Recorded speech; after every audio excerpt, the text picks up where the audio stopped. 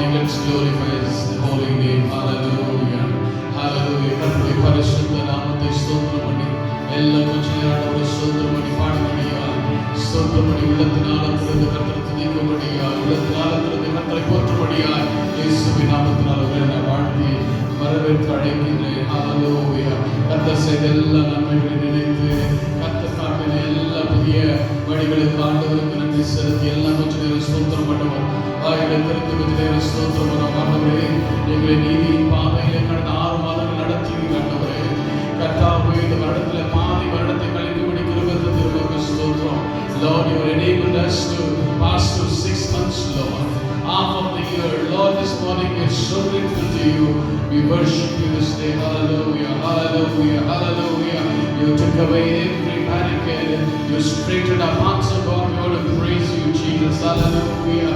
எங்கள் பாதையிலே எதிர்மறையான காரியங்கள் எல்லாம் எடுத்து கோணலானவைகளை ஆண்டவரே நீ சபையாக்கி எங்களை நடத்தி வந்த கிருபைக்கா உமக்கு நன்றியோடு துதிக்கிறோம் ஆண்டவரே. ஹalleluya. எங்களை சுற்றிலும் ஆண்டவரே தீங்கு நெருங்கி வரும்போது எங்கள் சுற்றிலும் ஆண்டவரே கொடுமைகள் நெருங்கி வரும்போது எங்களை பத்திரமாய் பாதுகாக்கிறேன். உமக்கு ஸ்தோத்திரம், ஸ்தோத்திரம். எல்லாம் சொல்லுங்க ஹalleluya. When bad things are happening around us, O Lord, when evil things are happening around us, Jesus, hallelujah. When pandemic is overtaking, God, you have protected us, and Jesus, we call you by your name, Lord Jesus, you protect us, God. We thank you, Lord, hallelujah.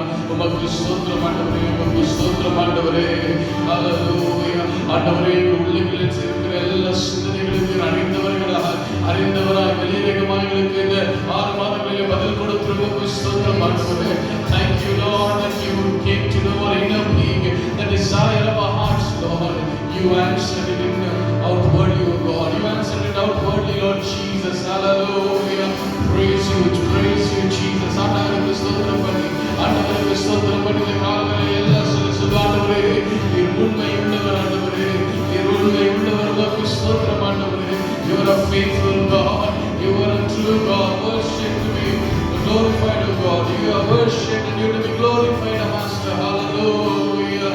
உமக்கு ஸ்தோத்திரம் ஆண்டவரே, உமக்கு ஸ்தோத்திரம் ஆண்டவரே, உமக்கு ஸ்தோத்திரம் ஆண்டவரே.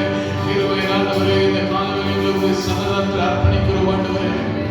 நாங்கள் இருக்கிற இடமாய் உங்கள் சன்னிதானத்திலே எங்களை அர்ப்பணித்து நாங்கள் தருகிறோம் ஆண்டவரே. We want to surrender ourselves just as the way we are this morning, Lord.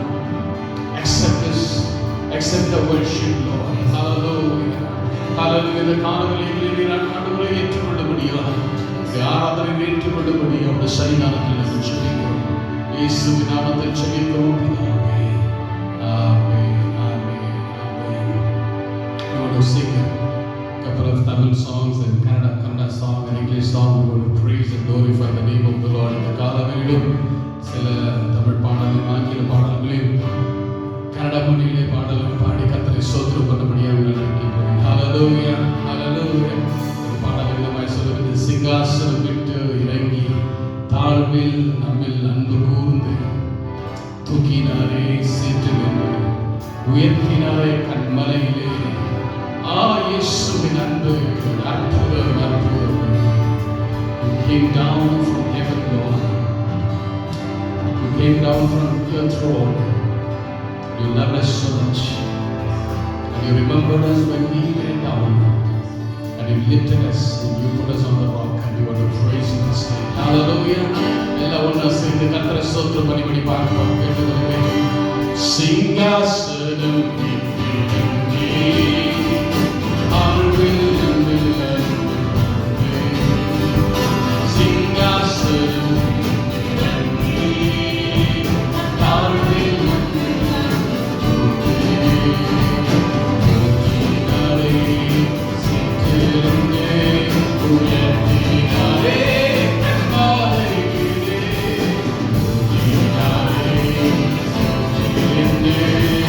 Yeah.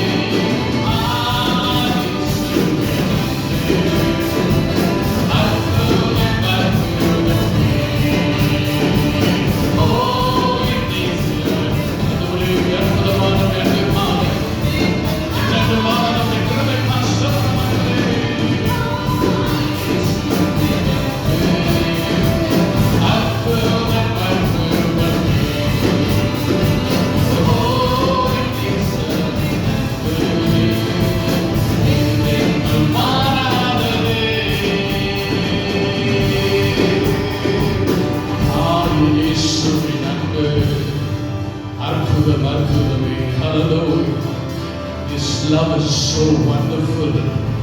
His love is so wonderful.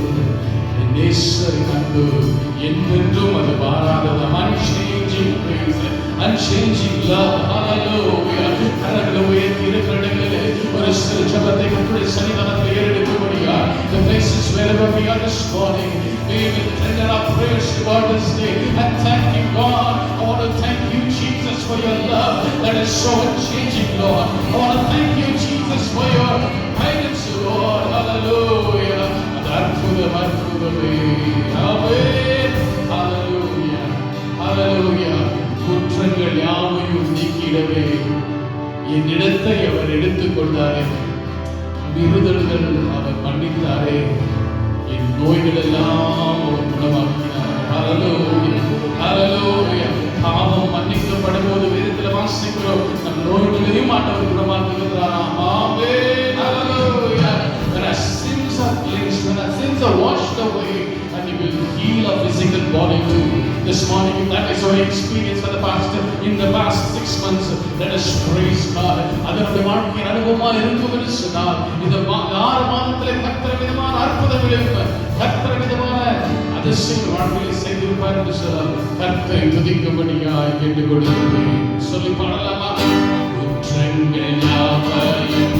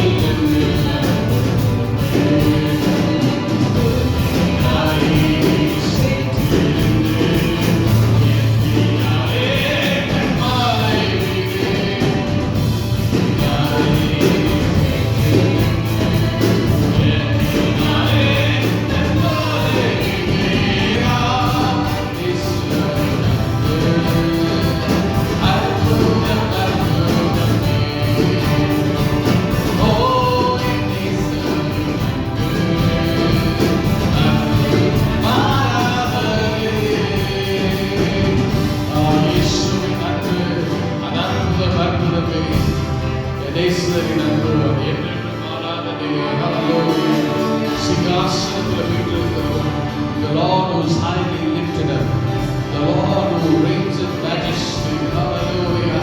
Jesus, the Lamb of God, you are worthy to be praised this morning. You are worthy to be worshipped this morning. Hallelujah. கரங்களை உயர்த்தி கர்த்தரை ஸ்தோத்திரப்படுவோமாக.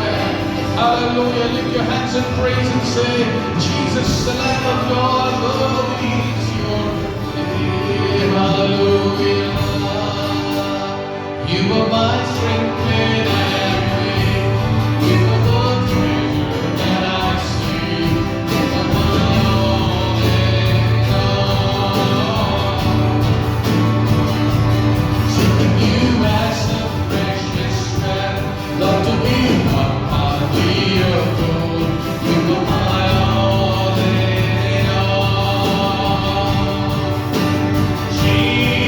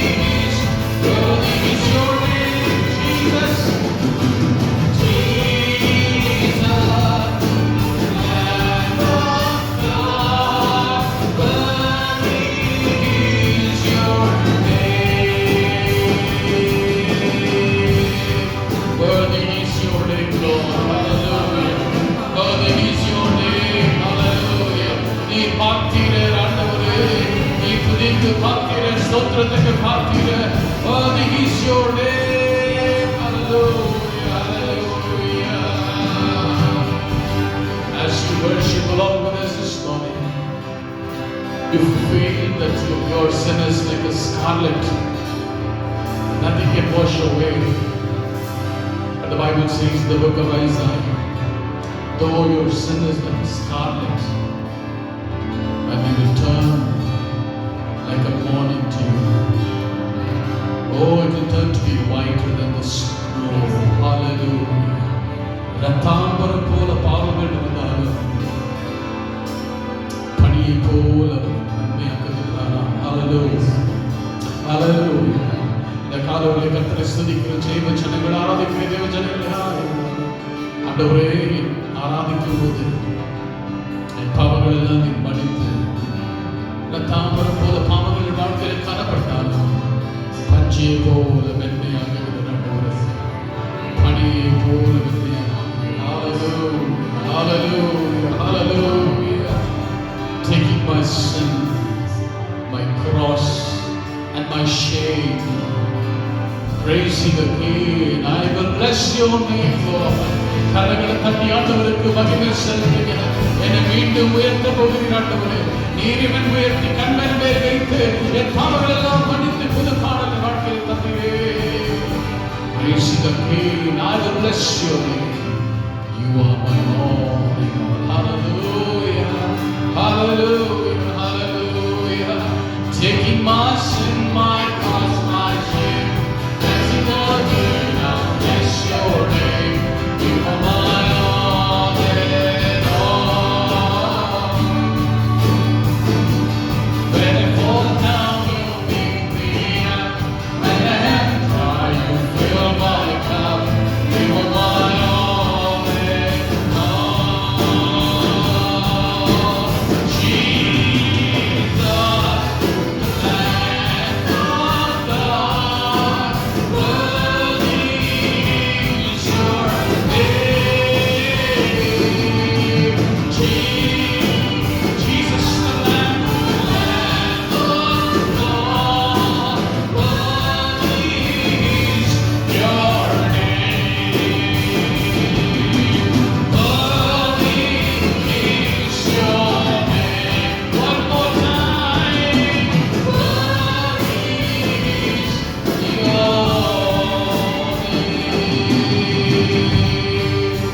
எத்தனை முறை நம் கீழே விழுந்தாலும் அத்தனை முறை நீர் எடுப்பீர் ஆண்டவரே.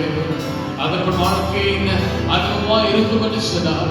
இந்த 6 மாதத்தின் அனுபவம் அதுவா இருக்கும் என்று சொன்னார். இந்த காலங்களை கர்த்தரை பார்த்து சொல்ல ஆண்டவரே, என்னை மீண்டும் கொண்டு வந்து கிருபைக்காய் ஸ்தோத்திரம் ஆண்டவரே. Hallelujah. Think about the past 6 months. You've been falling again and again and again. The Lord is so patient enough to lift you up and put you on the rock this morning. He has put a new song in your mouth to sing. Sing it along with us this morning. Amen. Hallelujah. They கூட சேர்ந்து பாடுங்க. Amen. Hallelujah. Hallelujah. Hallelujah. ನಿನ್ನಿಂದಾಗಾದ ಕಾರ್ಯವು ಒಂದೂ ಇಲ್ಲ. ಎಲ್ಲ ನಿನ್ನಿಂದ ಸಾಧ್ಯ. ಆண்டವರಿಗೆ ಮಾಡಕೂಡಾದ ಕಾರ್ಯ ஒன்றுமே இல்லை. எல்லாரும் வாழ்க்கூடும். சொல்லி பாடலாமா? ஆஸ்ரயமு நீனேசையா, நீனேசையா, ஆஸ்ரயமு நீனேசையா, நீனேசையா,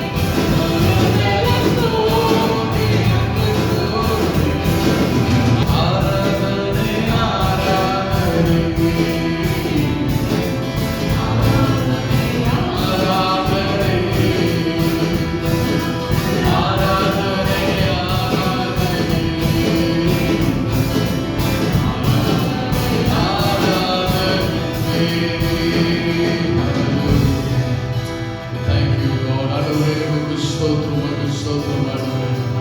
Thank you Jesus. Hallelujah. பணிந்து உம் பாதம் பணிகிறோம் ஆண்டவரே. இந்த நாமத்தை நாங்கள் உயர்த்துகிறோம். Hallelujah. தூய கிருபை அன்பா எங்களை நிறைக்கிறீர். உமக்கு ஸ்தோத்திரம், ஸ்தோத்திரம் ஆண்டவரே. உமக்கு ஸ்தோத்திரம் ஆண்டவரே, உமக்கு ஸ்தோத்திரம் ஆண்டவரே. Thank you Jesus. நீ தூய ஆண்டவரே, நீ பரிசுத்தர் ஆண்டவரே. உமக்கு ஸ்தோத்திரம் ஆண்டவரே. நன்றியோடு துதிக்கிறோம், துதிக்கிறோம் ஆண்டவரே. Before time, we lay our crown at the feet of Jesus. Greatness of His mercy and love at the feet of Jesus.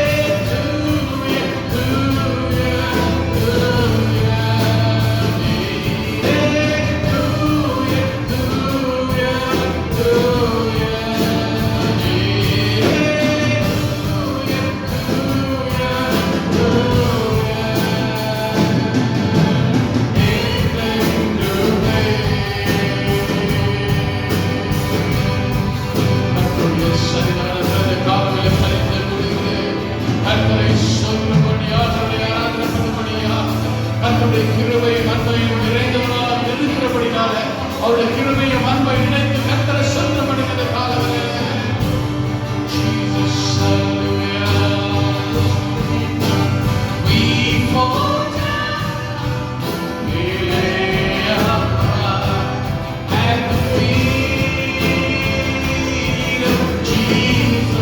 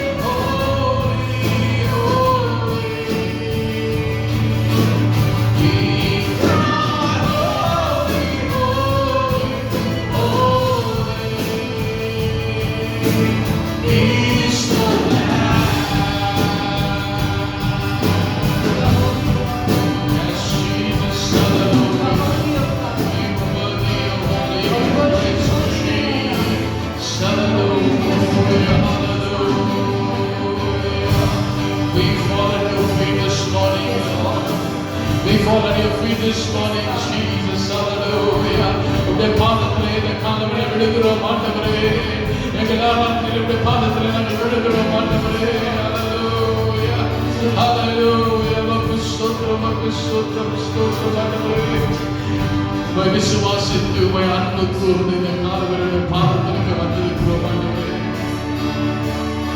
மரியாதை விதமாக தன்னை விட்டு எடுபடாத நல்ல பங்கு பெற்றுக் கொண்டாரோ இந்த உயர்ந்த தேவர்களுக்கு உன்னத தேவத்தில் பெற்றுக் கொள்ளும்படியா. உமக்கு ஸ்தோத்திரம் ஆண்டவரே. கர்த்தரை ஸ்தோத்திரம் பண்ணி கொண்டிருக்கிற ஒருவரை சூழலை பார்த்து சூழலை கண்டு இந்த காலங்களிலே நீங்கள் கலங்கி இருக்கும் சதா கர்த்தரை பாதத்துக்கு வரபடியா இவர்கள் கேட்டுக் கொள்கிறேன். If some of us are worshiping God this morning along with us, You think that you're not able to control your situation. It's going out of your control. Come to the foot of the cross this morning.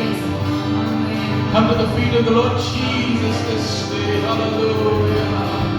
If you're worried about your situation, the pressure around you, the சுற்றிலும் கவலையும் கண்ணீரும் அழுத்தங்களும் அழுத்திக் கொண்டிருக்கும் என்று சொன்னார். இந்த நாளிலே கர்த்தருடைய சன்னிதானத்துக்கு வரும்படியாக நான் கேட்டுக்கொள்கிறேன். கர்த்தருடைய பாதத்தில் வரும்படியாக கேட்டுக்கொள்கிறேன். அவரை ஆராதிக்கும்படி கர்த்தருடைய பாதத்தில் வரும்படியாக. உமக்கு ஸ்தோத்திரம் ஆண்டவரே, பரிசுத்தர், நீ தூயர் ஆண்டவரே. ஹல்லேலூயா. ஸ்தோத்திரம் ஆண்டவரே, நீரே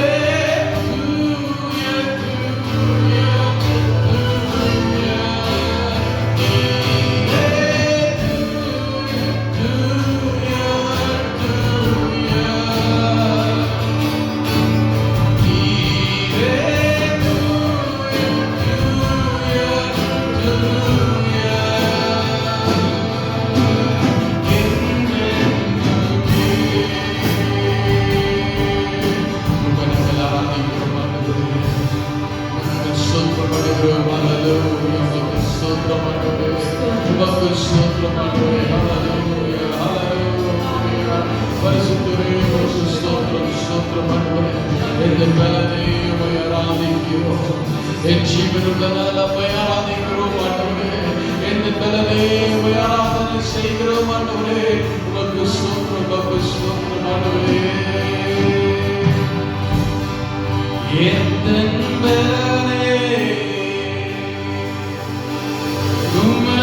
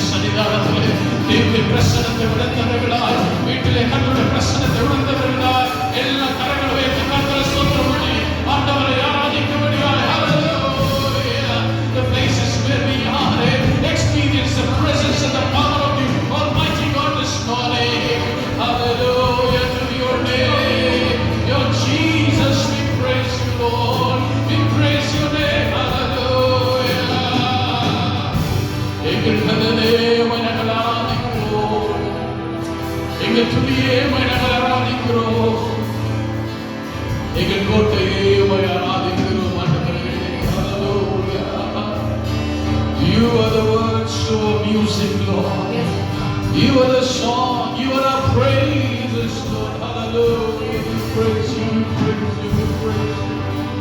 Hallelujah. நிகரற்ற தேவன் ஆண்டவரே, உம்மை போல தேவன் இல்லை. Serve a God who is incomparable. எங்கள் பலனே உம்மை ஆராதிக்கிறோம். உயிருள்ள நாதமே நாங்கள் ஆராதிக்கிறோம். Hallelujah. Hallelujah. தொடர்ந்து இந்த காலத்தில் ஆராதிக்கிறோம். கடைசி வரை நாங்கள் பார்க்கிறோம். எந்த பலனே உம்மை ஆராதிக்கிறோம் என்று சொல்லி கர்த்தர் பலனாய் இருக்கிறார். யாருக்கு அஞ்சுகிறேன், யாருக்கு பயப்படுகிறேன்? இருளை உள்ளம் செல்ல முடியாது. He is my strength. I will not be afraid. I will not be dismayed. Darkness cannot overtake me. The pandemic cannot overtake me because you are my strength. Hallelujah. Hallelujah. கரங்களை உயர்த்தி அவருடைய சன்னிதானத்தில் ஜெபசொலியோடு சொல்வோம். என் நண்பரே, உம்மை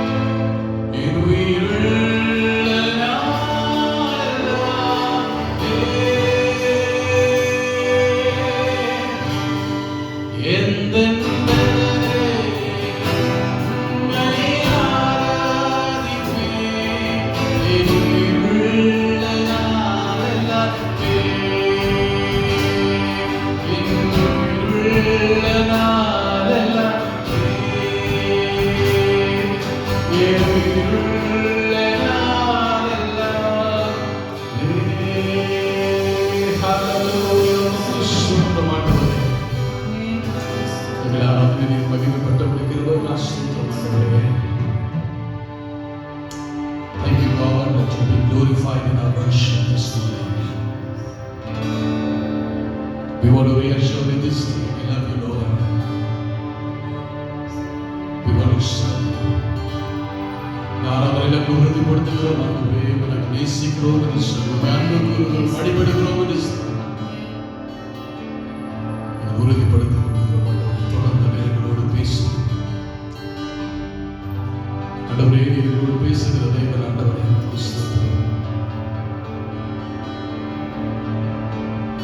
சத்தத்தை கேட்கிற தேவ ஜனங்கள் ஆண்டவரே, ஒரு மாற்றம் அடிப்படையாக நீங்க செய்யுங்க. Those of you who like to listen to us, I pray there will be transformation in their life. ஒவ்வொரு உள்ளங்களும் ஒரு மாற்றம் அடையும். கர்த்தராகிய தேவன் இந்த வசனத்தை கொண்டு நீங்களோடு பேசுகிறீர்கள். தொடர்ந்து வழிநடத்தும் இயேசுவின் நாமத்தில் ஜெபிக்கிறோம். வீட்டில் உட்கார்ந்து கொண்டபடியாக கேட்டுக்கொள்கிறேன்.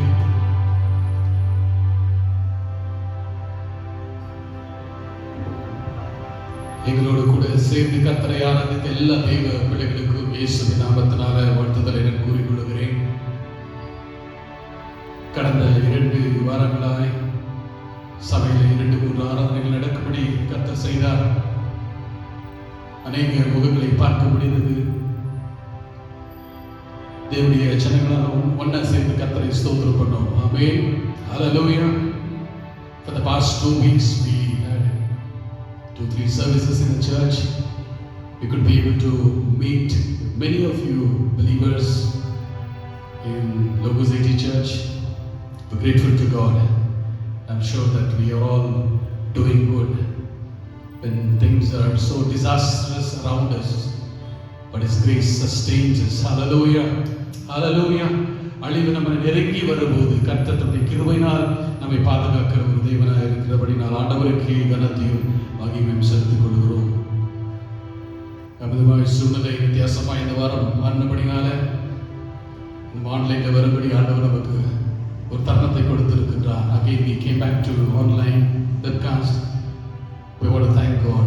In any means and any media, we want to worship the King of Glory because He deserves from us. Hallelujah.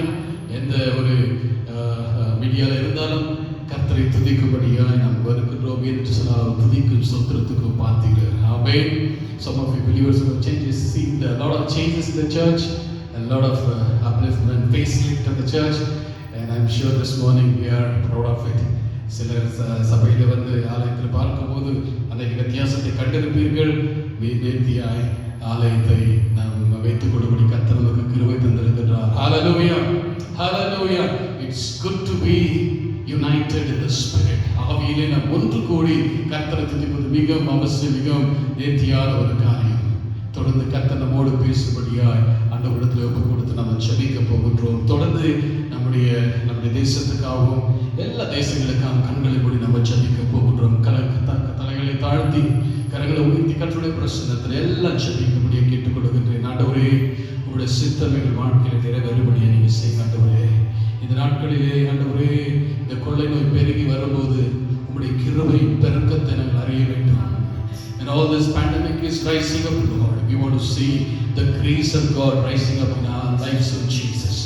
Every day the grace of God is new in our lives. நம்முடைய வாழ்க்கையில ஒவ்வொரு நாளும் கர்த்தருடைய கிருபை புதிதாக இருக்கிறபடினால அந்த புதிதான கிருபை நாம் வீணாக்க கூடாது. இருக்கிற இடங்களில் கரங்களை உயர்த்தி சொல்லுங்க, ஆண்டவரே, இந்த நாளுடைய கிருபை நான் வீணாக்க கூடாது. ஆண்டவரே, இந்த நாள் கர்த்தருடைய கிருபை நான் வீணாக்க கூடாது. ஹல்லேலூயா, ஹல்லேலூயா. நம்மை சுற்றி காணப்படுகிற எல்லா விதமான இந்த பேண்டமிக்கை கர்த்தர் அவருடைய கரத்தினால் இதை தொடுபடியாய் கர்த்தருடைய சித்தம் என்ன இருக்குதோ இந்த நாட்களிலே நம்ம ஒப்பு கொடுத்து ஆண்டவரிடத்தில் ஜெபிக்கும் போது கர்த்தர் சித்தத்தை தேசங்களிலே நிறைவேற்ற போகிறார். Hallelujah, hallelujah. What is God's will and desire? Hallelujah. Let us pray. God, may your will be done, oh Jesus. May your will be done, oh God. வெகு சீக்கிரத்தில் எங்கள் ஆலயத்தில் கூடி வரும்படி நீங்கள் செய்யுங்க ஆண்டவரே. Very soon we want to come together.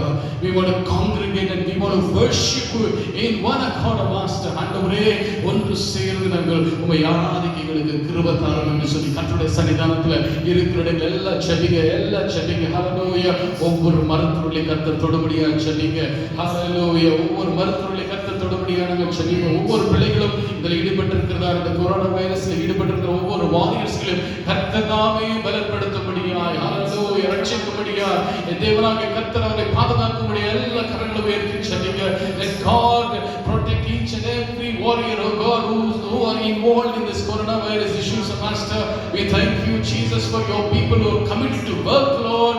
ஆண்டவரே, இந்த பிள்ளைகள் ஒப்பு கொடுத்து இவர்களுக்காக ஈடுபடும் போது கர்த்தாவே, நம்முடைய கர்த்தாவே, நம்முடைய கர்நாடகா மாநிலத்துக்காக நம்ம ஜெபிப்போம், சவுத் இந்தியாக்காக ஜெபிப்போம், தேசத்துக்காக ஜெபிப்போம், உலக நாடுகளுக்காக ஜெபிப்போம். ஹல்லேலூயா. கர்த்தருடைய கரம் இறங்கும்படி எல்லாம் ஜெபிங்க. கொஞ்ச நேரம் எல்லாம் ஜெபிங்க.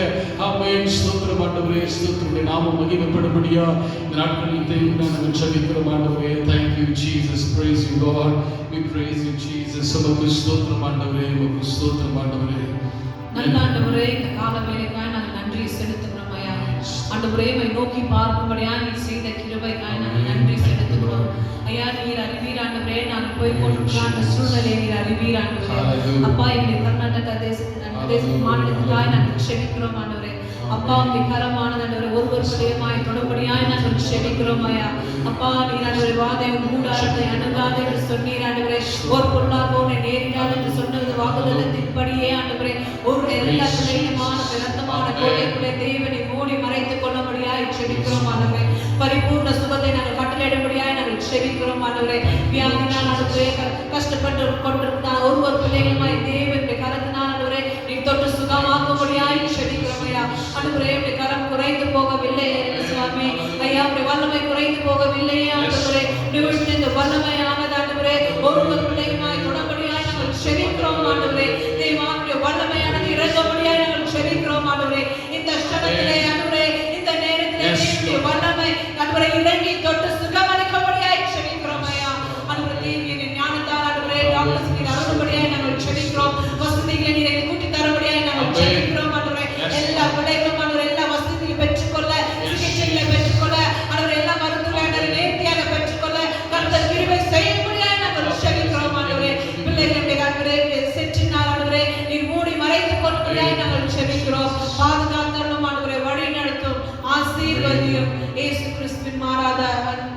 நாமத்தினால் ஜெபிக்கிறோம் ஜீவனுள்ள பிதாவே.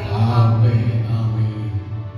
தொடர்ந்து கர்த்தருடைய வசனத்தை நாம் கேட்க போகின்றோம். ஜேம்ஸ் அவர்கள் முன்பதாக இந்த கர்த்தருடைய வசனத்தை பேசும்படியாக கேட்டுக்கொள்கிறேன். I want to invite the senior pastor to come forward. Reverend James Wilson, he will come and deliver God's word. கர்த்தராகிய இயேசு கிறிஸ்துவின் இனிய நாமத்தில் அனைவருக்கும் அன்பான வாழ்த்துக்களை நான் உங்களுக்கு சொல்லிக் கொள்கிறேன். கர்த்தருடைய மகாபெரிய கிருபையினாலும் இரக்கத்தினாலும் தேவன் உங்களை இம்மட்டுமாக அருமையாய் பாதுகாத்து உங்களை பராமரித்து உங்களை அவர் தாங்கி ஏந்தி வருகிறார் என்கிற நிச்சயத்தோடு கர்த்தருக்கு நான் நன்றி சொல்கிறேன். விசேஷமாக இந்த நாள் காலையிலே நான் உங்களோடு கூட கர்த்தருடைய நியாய தீர்ப்பை குறித்து சில காரியங்களை உங்களோடு கூட நான் பகிர்ந்து கொள்ள ஆசைப்படுகிறேன். அநேக ஊழியக்காரர்கள் பொதுவாக அவர்கள் பிரசங்கிக்கிற காரியங்கள் இயேசு கிறிஸ்துவின் வருகை குறித்து அவர்கள் பேசுகிறார்கள்.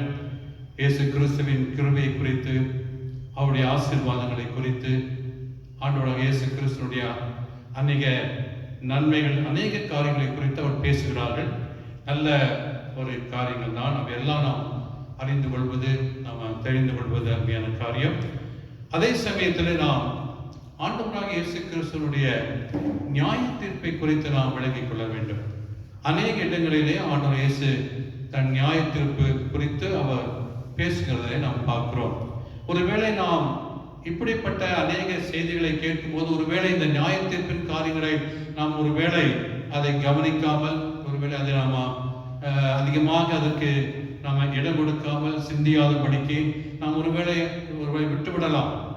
ஆனால் இயேசு கிறிஸ்துவினுடைய ஒவ்வொரு வார்த்தையுமே அது மிக மிக மிக நிச்சயம், அது கண்டிப்பாக அந்த காரியங்கள் எல்லாம் கர்த்தர் நிறைவேற்றுவார். ஆகவே நியாய தீர்ப்பு என்று வருகிற காரியங்களே விசுவாசியாகிய நாம் எவ்வளவு தூரம் அதை ஜாக்கிரதையாக, அது என்ன எதை குறித்து அவர் நியாயம் தீர்க்க போகிறார் என்கிற காரியத்தை குறித்து நாம் அதிக ஜாக்கிரதையோடு அதை கவனிக்க வேண்டும். ஏனென்றால் ஆண்டவர் இயேசு கிறிஸ்து நியாய தீர்ப்பு நாளிலே அவர் இந்த வேதத்தின் அடிப்படையில் இருந்து அவர் என்னென்ன காரியங்களை எல்லாம் நியாயம் தீர்ப்பேன்னு சொன்ன காரியங்களை அவர் நிச்சயமாகவே அந்த நாளிலே அவர் தீர்ப்பார் என்பதை நாம் விளங்கிக் கொள்ள வேண்டும்.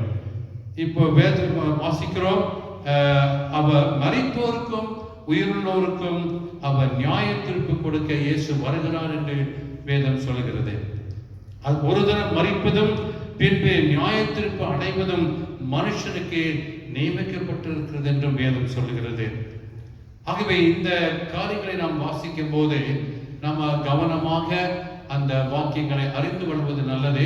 ஆகவே இந்த காரியத்தை குறித்து ஒரு சில காரியங்களை நான் உங்களோடு கூட இன்றைக்கு எல்லாவற்றையும் சொல்லுவதற்கு எனக்கு நேரம் இல்லை. ஆனால் ஒரு சில காரியங்களை மாத்திரம் நான் அவங்களோடு கூட பகிர்ந்து கொள்ள ஆசைப்படுகிறேன். ஆகவே இந்த நியாய தீர்ப்பை குறித்து புதிய ஏற்பாட்டில் மாத்திரம் அல்ல, அதை பழைய ஏற்பாட்டின் காலத்திலும் கூட தேவன் அதை குறித்து அவர் சொல்லி இருக்கிறார். பழைய ஏற்பாட்டின் புஸ்தகத்திலே நாம் எசேக்கியேல் புஸ்தகத்திலே வாசிக்கும் போது நாம் எசேக்கியேல் 9ஆம் அதிகாரம் 3-8 வசனங்களை நாம் வாசிப்போம். எசேக்கியேல் 9:3-8 வரைக்கும். The book of Ezekiel chapter 9 verses from 3 to 8. அப்பொழுது இஸ்ரவேலின் தேவனுடைய மகிமை கேருபீன்களின் மேல் எழும்பி ஆலயத்தின் வாசற்படியிலே வந்து சன்னல் நூல் அங்கி தரித்து தன் அறையிலே கணக்கனுடைய மைக்கூட்டை வைத்திருக்கிற புருஷனை கூப்பிட்டு, கர்த்தர் அவனை நோக்கி, நீ எருசலேம் நகரம் எங்கும் உருவப் போய் அதற்குள்ளே செய்யப்படுகிற சகல அருவருப்புகளின் நிமித்தமும் பெருமூச்சு விட்டெழுகிற மனுஷரின் நெற்றிகளில் அடையாளம் போடு என்றார்.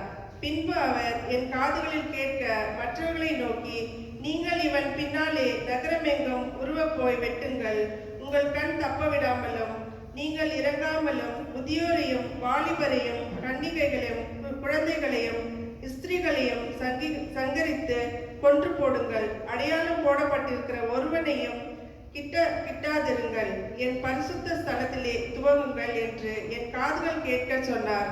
அப்பொழுது அவர்கள் ஆலயத்துக்கு முன்னே இருந்த மூப்பரிடத்தில் துவக்கம் பண்ணினார்கள். அவர் அவர்களை நோக்கி, நீங்கள் ஆலயத்தை தீட்டுப்படுத்தி பிரகாரங்களை கொலையுண்டவர்களாகி நிரப்பி புறப்பட்டு போங்கள் என்றார். அவர் நாம் இங்கே வாசிக்கிறோம், இஸ்ரவேலின் தேவனுடைய மகிமை கேருபீன்கள் மேல் இருந்து எழும்பி ஆலயத்தின் வாசற்படியிலே வந்து நின்றது. கர்த்தருடைய மகிமை ஆலயத்துக்குள் செல்லவில்லை. காரணம் என்ன? ஆண்டவர் எசேக்கியேலை அவர் சொன்னார், அந்த ஆலயத்துக்குள்ளே நான் செல்லக்கூடாத அளவுக்கு பயங்கரமான சகலவித அருவருப்புகளும் பாவங்களும் அதிலே இருக்கிறதை ஆண்டவர் காண்பித்தார். ஆகவே ஆண்டவர் அந்த கர்த்தருடைய நியாய தீர்ப்பை ஆண்டவர் அந்த ஆலயத்தின் துவக்கத்தில் இருந்து முடிவு வரைக்கும் ஆண்டவர் அதை நியாயம் தீர்ப்பதற்காக ஆண்டவர் தொடங்கினார். ஆகவே மூப்பரிடத்திலிருந்து அவர் தன்னுடைய நியாய தீர்ப்பை அவர் தொடங்கினார். ஆகவே அங்கே பயங்கரமான துன்மார்க்கமான காரியங்கள் தேவனுடைய ஆலயத்துக்குள்ளே நடந்தது. என் அருமையான தேவனுடைய பிள்ளைகளே, ஆண்டவர் இயேசு சொன்னார், இது என்னுடைய ஜெப ஆலயம், நீங்களோ அதை கள்ளர் குகை ஆக்கினீர்கள் என்று சொல்லி சாட்டியை உண்டு பண்ணி அவர் விரட்டினார். இன்னைக்கு தேவனுடைய ஆலயம் அது ஜெபிக்கிற ஆலயம், தேவனை தொழுது கொள்ளுகிற ஆலயம், தேவனை மகிமைப்படுத்தக்கூடிய ஆலயம். அங்கே தேவனுடைய மகிமை ஆலயத்துக்குள் வந்து ஆண்டவர் நம்மை மகிமையினால் நிரப்பக்கூடிய ஒரு மகிமையுள்ள ஆலயம் என்பதை இன்றைக்கு அநேக நேரங்களில் அநேக மக்கள் அதை விளங்கிக் கொள்கிறதில்லை. ஆலயத்தின் மேல் இருக்கிற வாஞ்சியோ அல்லது ஆலயத்திலே கர்த்தரை துதிக்க வேண்டுங்கிற ஆசையோ அல்லது மகிமைப்படுத்த வேண்டுங்கிற ஒரு வாஞ்சியோ இல்லாத நிலைமையிலே இன்னைக்கு அநேக மக்கள் ஆலயத்துக்கு வருவதும் அல்லது ஆலயத்திலும் தொழுது கொள்கிற காரியங்களை எவ்வளவு சுலபமாக, எவ்வளவு லேசாக, எவ்வளவு கவலையினமாக, எவ்வளவு புத்தியனமாக அதை அல்ல தட்டி அலட்சியம் பண்ணி இன்றைக்கு ஆலயத்தை வருவதை நிறுத்திக் கொள்கிறார்கள். என் அருமையான தேவனுடைய பிள்ளைகளே, தேவன் ஆலயத்தை குறித்து அவர் வைராக்கியம் உள்ளவராய் இருக்கிறார்.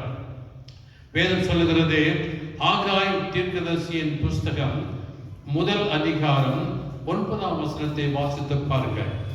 ஆகாய் 1:9. அதிகமாய் வரும் என்று நீங்கள் எதிர்பார்த்திருந்தோம், இதோ கொஞ்சம் கிடைத்தது. நீங்கள் அறுத்து வீட்டுக்கு கொண்டு வந்ததும் நான் அதை ஊதி போடுகிறேன். எது நிமித்தம் என்றால், என் வீடு பாழாய் கிடக்கும் போது நீங்கள் எல்லாரும் அவனவன் தன் தன் வீட்டிற்கு ஓடி போகிறீர்களே, இது நிமித்தமே என்று சேனைகளின் கர்த்தர் சொல்கிறார். என் வீடு பாழாய் கிடக்கும் போது அவனவன் தன் தன் வீட்டிற்கு ஓடி போகிறீர்களே, இது நிமித்தம் அவள் மேல் தேவ தண்டனை வந்தது. தேவனுடைய வீடு ஜெப வீடு. தேவனை ஆராதிக்கிற அந்த வீட்டிலே நாம் எவ்வளவு பக்தி வைராக்கியமாக அந்த ஆலயத்தை கட்டுகிறவர்களாக, அந்த ஆலயத்தை நாம் நம்முடைய சொந்த கரங்களினாலே நாம் ஆலயத்தை கட்ட வேண்டும். தேவன் ஆலயத்துக்கு முதலிடம் கொடுக்க வேண்டும். ஆலயத்தை நாம் கனம் பண்ண வேண்டும். அந்த ஆலயமானது கர்த்தர் ஆராதிப்பதற்காய் நமக்கு அவர் கொடுத்திருக்கிறார். ஆகவே அந்த ஆலயத்தை குறித்த வைராக்கியம் நமக்குள்ளே காணப்பட வேண்டும். இன்றைக்கு அநேகர் தன் வாழ்க்கையிலே அப்படிப்பட்டதான தேவனுடைய ஆலயத்தை குறித்து வாங்கி இல்லாமல் ஆலயத்துக்குள்ளேயே தவறான காரியங்கள், எத்தனையோ தேவனுக்கு பிரியமில்லாத காரியங்கள், பிரியமில்லாத பேச்சுக்கள், அல்லது ஆலயத்தில் உட்கார்ந்து கொண்டு எவ்வளவாக சில தவறான காரியங்களை அவள் செய்கிறார்கள். தேவன் அதை கவனிக்கிறார், தேவன் அதை விசாரிக்கிறார். வாசிக்கிறோம் ஆகாயில ஜனங்கள் எல்லாம் என்ன செய்தாங்களா, தங்களுடைய சொந்த வீட்டை கட்டுவதற்கு அதுக்கு நேரம் கொடுத்து, பிரயாசம் கொடுத்து, அதற்கு செலவழித்து, அதற்காக அவங்க என்ன செய்யறாங்க, தன்னுடைய வீட்டை நல்ல முறையில் கட்டுவதற்கு பிரயாசப்படுறாங்க. ஆனா தேவனுடைய வீட்டை குறித்த கவலை இல்லை. தேவனுடைய வீட்டை அவ்வளவாக கவனிக்க வேண்டுகிற வாஞ்சியில காரணம் என்ன? ஆவிக்குரிய வாழ்க்கையில ஒரு மனுஷனுக்கு தரிசனம் இல்லாமல், தேவனை நேசிக்கிற இருதயம் இல்லாமல், தேவனை தொழுது கொள்கிற ஒரு வாஞ்சி இல்லாமல், தேவனை ஆலயத்திலே பரிசுத்தமாய் அவரை தொழுது கொள்ள வேண்டும் என்கிற ஆசை இல்லாத இருக்கிற ஒரு மனுஷனுடைய வாழ்க்கையிலே அவன் கர்த்தருடைய ஆலயத்தை குறித்தும் கூட அவன் கவலைப்பட மாட்டான். ஆகவேதான் தாவீது என்ன சொன்னான், நான் கர்த்தருக்கு ஒரு வீட்டை கட்டும் வரைக்கும் என்னுடைய கட்டல் மேல ஏறுவதும் இல்லை, நல்ல ஆகாரத்தை ருசியான ஆகாரத்தை புசிப்பதும் இல்லை, என் கண்களுக்கு நித்திரையை நான் வரவிட மாட்டேன். அவன் எப்படியாயிலும் கர்த்தருடைய ஆலயத்தை கட்ட வேண்டும் என்று சொல்லி தாவீது தன் இருதயத்திலே வாஞ்சை கொண்டு அதற்காக எல்லாவற்றையும் தன்னுடைய சொந்த பொருட்களை, சொந்த விலையேற பெற்றதான கற்களையும் மரங்களையும் தனக்கு கொடுக்கப்பட்ட எல்லாவற்றையும் சேர்த்து வைத்து அவர் என்ன செய்தாராம்? கர்த்தருடைய ஆலயத்தை கட்டுவதற்கு வாஞ்சியினாலே அப்படி செய்த போதே கர்த்தர் சொன்னார், உன் கைகள் ரத்தத்தினாலே நிறைந்திருக்கிறபடியினாலே நீ அல்ல, உன்னை வாஞ்சியை நான் ஆசீர்வதிக்கிறேன், உன்னுடைய மகனாகிய சாலமோன் அவன் எழுந்து கட்டுவான் என்று சொன்னார். அருமையான தேவனுடைய பிள்ளைகளே, அப்படியாக தாவீதுக்கு கர்த்தருடைய ஆலயத்தின் மேல் இருந்த வாஞ்சியினாலே ஆண்டவர் சொன்னார், உன்னுடைய குடும்பத்தை, என்னுடைய ஆலயத்தை நீ கட்டுகிறபடியினாலே உன்னுடைய குடும்பத்தை, உன்னுடைய பிள்ளைகளை, உன்னுடைய சிங்காசனத்தை நான் ஸ்தாபிப்பேன், நான் கட்டுவேன், தலைமுறை தோறும் அது நிலைத்திருக்கும் என்று சொன்னார். கர்த்தருடைய காரியத்திலே எந்த மனுஷன் ஜாக்கிரதையா இருந்து செய்கிறானோ அவனை கர்த்தர் ஆசீர்வதிக்கிறார். ஆகவே நாம் 1 பேதுரு 4 அதிகாரம் 17-18 வசனங்களை நாம் வாசிக்க கேட்க போகிறோம். 1 பேதுரு 4 அதிகாரம் 17 படிக்கலாம். நியாயத்தீர்ப்பு தேவனுடைய வீட்டிலே துவங்கும் காலமாய் இருக்கிறது. முந்தி நம்மிடத்திலே அது துவங்கினால் தேவனுடைய சுவிசேஷத்திற்கு கீழ்ப்படியாதவர்களின் முடிவு என்னமாயிருக்கும்? நியாயத்தீர்ப்பு, நல்லா கவனிங்க, நியாயத்தீர்ப்பு தேவனுடைய வீட்டிலே துவக்கும் காலமாய் இருக்கிறது. முந்தி அது நம்மிடத்திலே அது துவக்கினால் தேவனுடைய சுவிசேஷத்திற்கு கீழ்ப்படியாதவர்களின் முடிவு என்னமாயிருக்கும்? நியாயத்தீர்ப்பு ஆண்டவர் எங்கிருந்து துவக்கிறார்? தேவனுடைய நியாயத்தீர்ப்பு அது தேவனுடைய வீடாகிய ஜெப ஆலயத்திலே இருந்து துவக்கிறாராம். அது முந்தி நம்மிடத்திலே ஆண்டவர் அந்த நியாயத்தீர்ப்பை தொடங்கினால் ஒருவேளை தேவனுடைய சுவிசேஷத்திற்கு கீழ்ப்படியாத நிலைமை அது எவ்வளவு பயங்கரமாயிருக்கும். சுவிசேஷத்தை கேட்டு ஆண்டவரை ஏற்றுக்கொண்டு ஆண்டவருக்குள்ளே நாம் ஆவியினால் நிரப்பப்பட்டு தேவனுடைய ஆலயத்திலே துதிக்கிற, ஆண்டவரை மகிமைப்படுத்துகிற நம்முடைய வாழ்க்கையிலே தேவன் அவர் நியாயத்தீர்ப்பை துவக்கிறார் என்று சொல்லப்பட்டிருக்கிறது. என் அருமையானவருடைய பிள்ளைகளே, தேவன் நம்மை ஆசீர்வதித்தது உண்மைதான், நாம் தேவனை ஆராதிப்பது உண்மைதான், தேவனை நேசிப்பது உண்மைதான், தேவன் நம்மை நேசிக்கிறார், நம்மை ஆசீர்வதிக்கிற எல்லாம் உண்மைதான். தேவன் கிருபை கொடுக்கிறார், இரக்கத்தை கொடுக்கிறார், தயவு கொடுக்கிறார், நம்மை காப்பாற்றுகிறார், நம்மை வழிநடத்துகிறார், அநேக ஆசீர்வாதங்களை தேவன் கொடுக்கிறார், நம்மை உயர்த்துகிறார், கண்ணில் வைக்கிறார். அதே சமயத்திலே தேவன் அவர் நீதி உள்ள தேவனாய் இருக்கிறார். அவர் நியாயாதிபதி, நீதியுள்ள நியாயாதிபதி என்று வேதம் சொல்லுகிறது. ஆகவே கிறிஸ்தவர்களானாலும் ரட்சிக்கப்பட்ட மக்களானாலும் அல்லது தேவனை அறியாத மக்களானாலும் அல்லது நீதி செய்கிற மக்களாயிருந்தாலும் அவர்களே அல்லது அவர்கள் நீதிமான்களாக இருந்தாலும் அல்லது துன்மார்க்கராக இருந்தாலும் யாராயிருந்தாலும் சரி, ஒவ்வொரு மனிதனும் தேவனுடைய சமூகத்திலே அவருடைய நியாயத்தீர்ப்புக்கு முன்பாக நிற்க வேண்டும். தேவன் ஒவ்வொரு மனுஷனையும் அவர் நிச்சயமாக நியாயம் தீர்க்க போகிறார். அதனாலே இந்த நியாயத்திற்கு உண்டு, தேவன் நம்மை நியாயத்திற்கு போகிறார் என்கிற சத்தியத்தை நாம் விளங்கிக் கொள்ளும் போது நாம் என்ன செய்ய வேண்டும்? பயத்தோடு நடுக்கத்தோடு நாம் ஆண்டவரை ஜாக்கிரதையாக அவரை சேவிக்க வேண்டும். ஆகவே நாம் கவனிக்க வேண்டிய ஒரு வசனத்தை வாசிக்கலாம். 1 கொரிந்தியர் 6 அதிகாரம் 13-19 வரைக்கும் வேகமாக வாசிக்க போறோம். 1 கொரிந்தியர் 6 அதிகாரம் 13-19 வரைக்கும். வயிற்றுக்கு போஜனமும் போஜனத்துக்கு வயிறும் ஏற்கும், ஆனாலும் தேவன் இதையும் அதையும் அழிய பண்ணுவார். சரீரமோ வேசித்தனத்திற்கு அல்ல, கர்த்தருக்கே உரியது, கர்த்தரும் சரீரத்துக்குரியவர். தேவன் கர்த்தரை எழுப்பினாரே, நம்மையும் தமது வல்லமையினாலே எழுப்புவார். உங்கள் சரீரங்கள் கிறிஸ்துவின் அவயங்கள் என்று அறியீர்களா? அப்படி இருக்க நான் கிறிஸ்துவின் அவயங்களை வேசியின் அவயங்கள் ஆக்கலாமா? அப்படி செய்யலாகாதே. வேசியோடு இசைந்திருக்கிறவன் அவர்களோடு ஒரே சரீரமாக இருக்கிறான். இப்பொழுது கவனிப்போம். வயிற்றுக்கு போஜனம், போஜனத்திற்கு வயிறும் தகும். ஆனால் தேவன் வயிற்றையும் அழைத்து விடுவார், போஜனத்தையும் அழைத்து விடுவார். ஆனால் சரீரம் அது வேசித்தனத்திற்கு அல்ல, சரீரம் ஒரு காம விகாரத்திற்கு அல்ல, சரீரம் இச்சைக்கல்ல, சரீரம் சகல அருவருப்புகளை உண்டு பண்ணுவதற்கு அல்ல, சரீரம் கர்த்தருக்குரியது. கர்த்தரும் சரீரத்துக்குரியவர். ஏனென்றால் சரீரத்தை நாம் தேவன் நமக்கு கொடுத்திருக்கிறார். அந்த சரீரத்தை நாம் அவருக்கு கொடுக்க வேண்டும். அந்த சரீரத்தினாலே நாம் ஆண்டவரை மகிமைப்படுத்த வேண்டும். ஆண்டவர் நம்முடைய சரீரத்துக்குள்ளாகவே வாழ்ந்து கொண்டே அவர் நம் மூலமாக ஆண்டவர் அநேக பரிசுத்தமான ஒரு மகிமையான ஆச்சரியமான அற்புதமான ஆண்டவர் பல மகிமையான காரியங்களை அவருடைய சரீரத்திலே அவர் வாழ்ந்து கொண்டு செய்கிறார். அப்படிப்பட்ட சரீரத்தை நாம தேவனிடத்திலிருந்து பெற்றிருக்கிறோம். நம்முடைய சரீரத்துக்குள்ளாக பரிசுத்த ஆவியானவர் வாழ்ந்து கொண்டிருக்கிறார். அப்படி பரிசுத்த ஆவியானவர் வாழ்கிற இந்த சரீரம் பரிசுத்தமாய் இருக்கிற இந்த சரீரத்திலே எப்படி நாம் அசுத்தத்துக்கும் வேசித்தனத்திற்கும் காம விகாரத்திற்கும் இச்சைக்கும் அருவருப்புக்கும் நம்ம இடம் கொடுக்க முடியும்? அப்படி என்றால் தேவன் நம்மை நியாயம் தீர்க்க மாட்டாரா? தேவன் நம்மை தண்டனைக்குள்ளாக்க மாட்டாரா? நாம் நியாயம் தீர்ப்பதற்கு அவருக்கு முன்னால் நிற்க வேண்டாமா? நியாய தீர்ப்பு என்ன? 1 கொரிந்தியர் 6ஆம் அதிகாரம் 9-10 வசனங்களை வாசிக்கலாம் சீக்கிரமாக. அநியாயக்காரர் தேவனுடைய ராஜ்யத்தை சுதந்திரிப்பதில்லை என்று அறிந்திருக்கிறீர்களா? அநியாயக்காரனுக்கு அவன் நித்திய ராஜ்யத்தில் பிரவேசிக்க முடியாது. அவன் பரலோகத்தை அவன் யோசிக்கவே முடியாது. வஞ்சிக்கப்படாதிருங்கள்.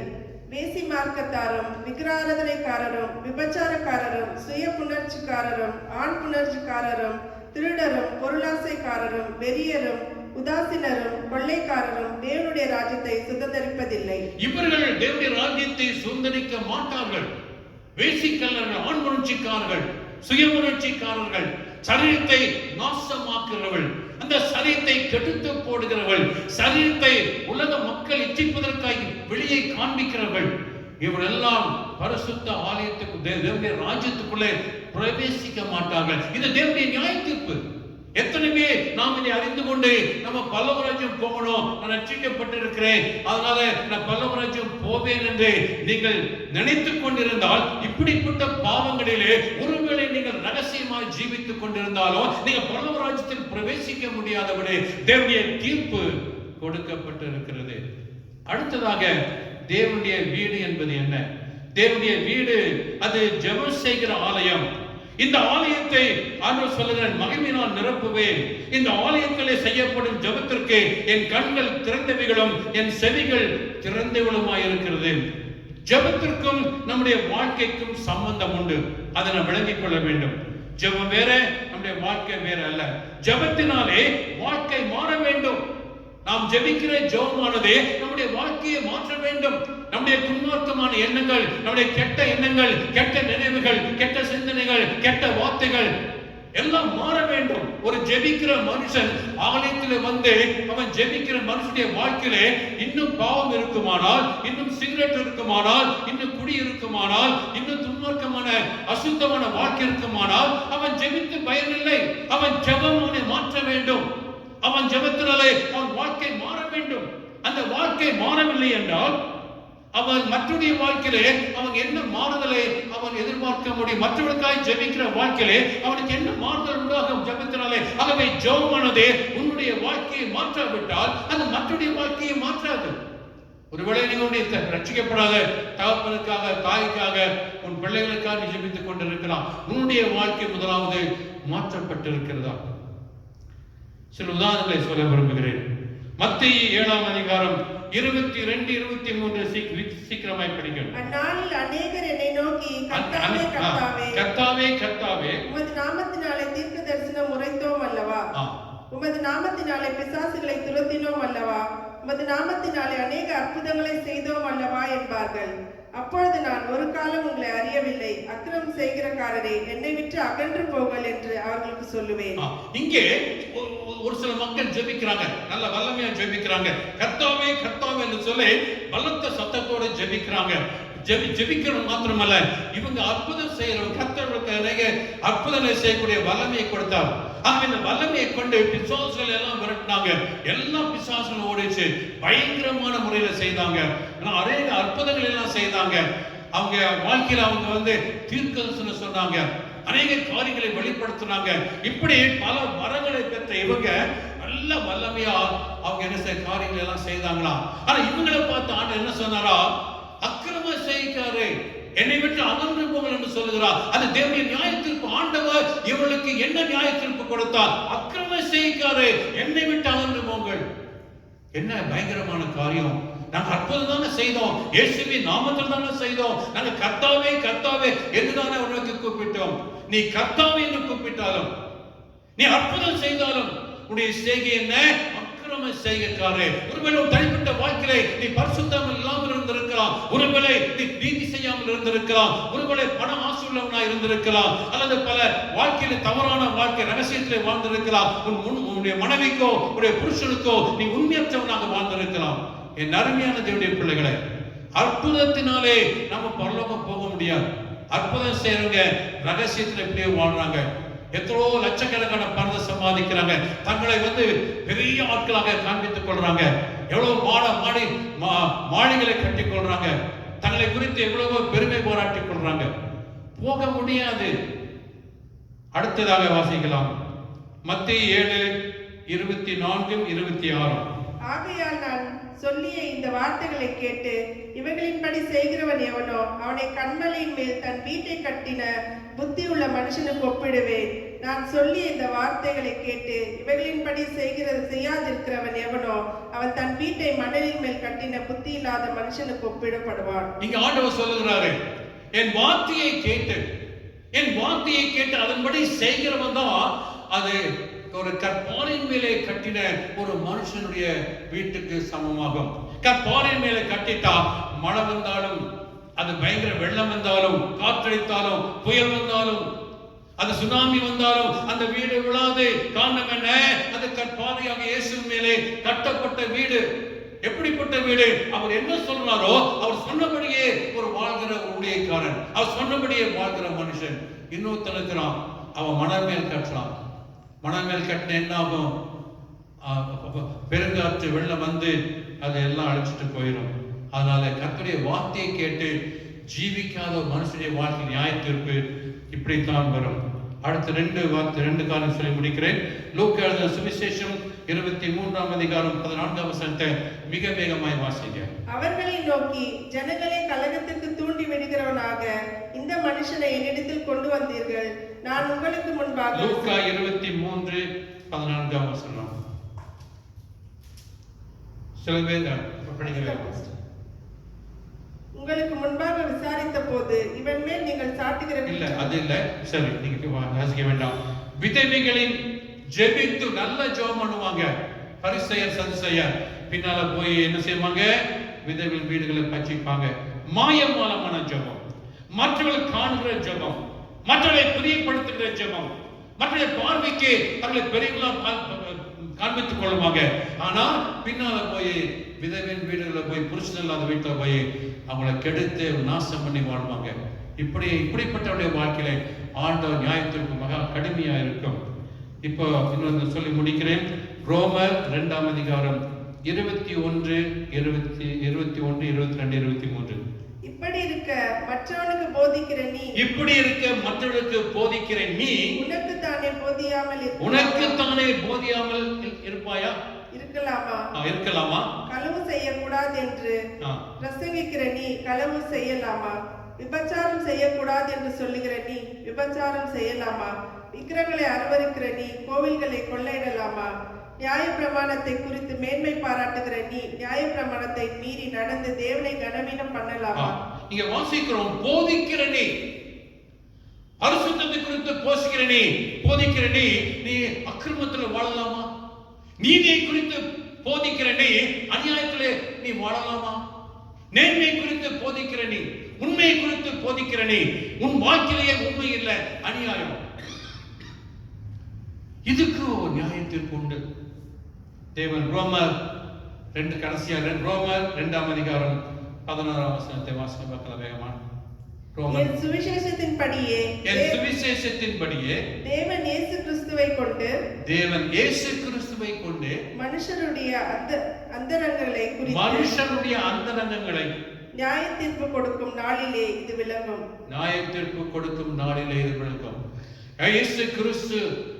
ஆண்டவர் இயேசு கிறிஸ்து ஒரு நாளிலே அந்தரங்கங்களை குறித்து, உள்ளான அந்தரங்கத்தை குறித்து அவர் நியாய தீர்ப்பு கொடுத்து போறாராம்.